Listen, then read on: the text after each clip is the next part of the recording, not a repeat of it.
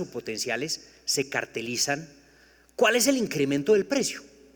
Y ha habido muchísimos estudios económicos sobre este tema y se ha llegado a la conclusión de que el aumento del precio está en una banda larguísima, entre el 15 y el 60%, estando en la mayoría de los casos anclados en el 30% del aumento, en el que nosotros, el ejemplo que yo les puse del PAE, había un aumento o se identificó un aumento del 40%, que es un aumento supremamente considerable.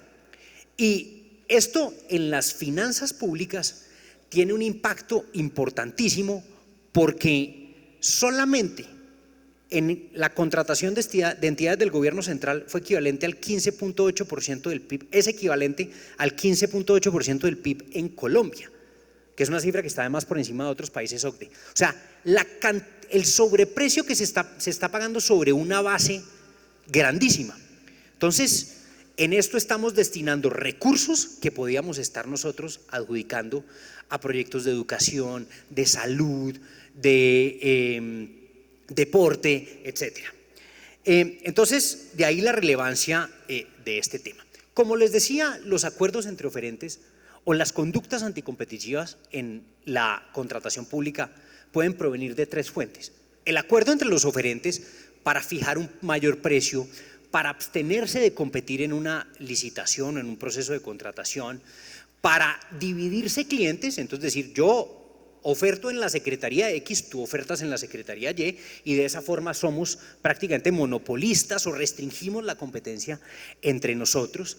Un segundo evento, que es el acuerdo entre el oferente y el funcionario público, que hasta 2012 más o menos, a pesar de haber ocurrido, no era considerado por la Super como una práctica anticompetitiva, que realmente tiene el mismo efecto que tiene cualquier otra práctica anticompetitiva, y es que el contrato, quien se queda finalmente con la proveeduría de un bien o servicio, no es quien resultó ganador de un proceso competitivo, sino que es quien, producto de un acuerdo artificial, se hizo al contrato, y muy posiblemente quien no es el más, diríamos, facultado o idóneo para ejecutar ese contrato. Y un tercero, como ya les decía, cuando el beneficiario real de una misma empresa presenta varias. Ustedes tal vez vieron el caso de la seguridad privada, donde la superintendencia ha conducido dos procesos investigativos, uno que se encuentra dos que se encuentran sancionados,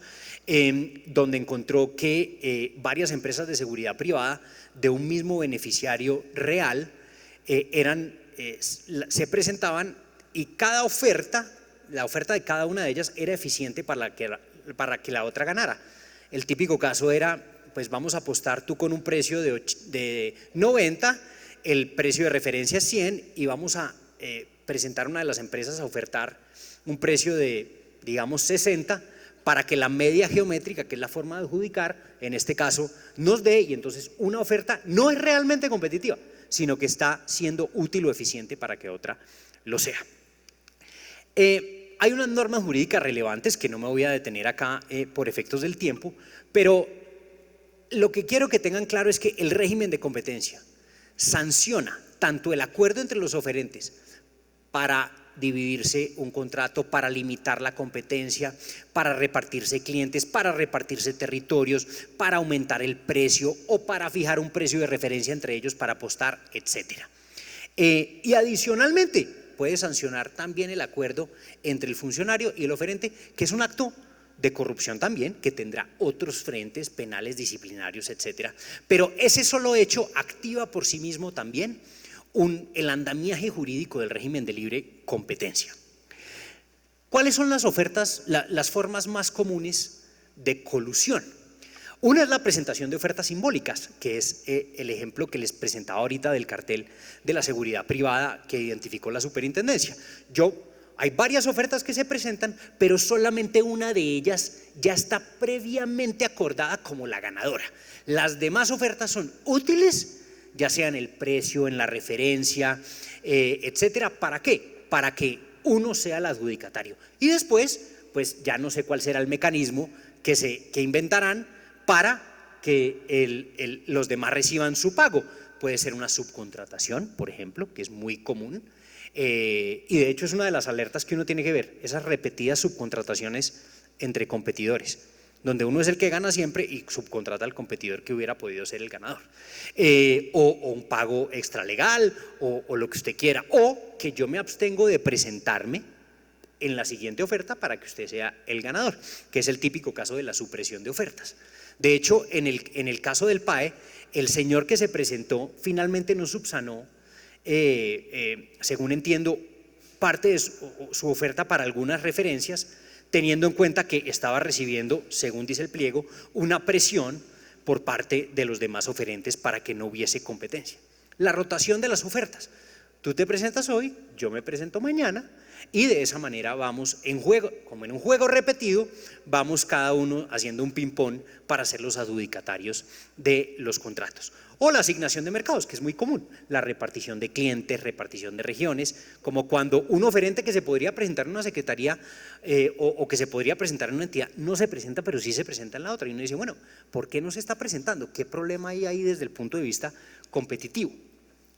Hay muchas señales de alerta para identificar estas conductas irregulares. Como yo les decía, este manual, digamos, incluye varias de esas alertas que ya han sido identificadas en otros países, que han sido identificadas en Colombia y que con la práctica en materia distrital se han ido identificando. Pero voy a mencionar solamente algunas de ellas. Primero, los comentarios similares. Un comentario similar muchas veces puede ser indicativo de que pues hay un error que obviamente todos identificaron, pero también puede ser indicio, como lo vio la superintendencia en el caso del PAE, de que están coordinados. ¿Para qué? Para que la entidad tenga que hacer un nuevo proceso de contratación en el cual los precios sean excesivamente altos. Y hay otra muy común, y es cuando aparecen contratistas o potenciales oferentes haciendo comentarios atacando a otros que son muy competitivos o beneficiando a otros sin ninguna razón de ser, que es una cosa que se ha visto comúnmente en la super.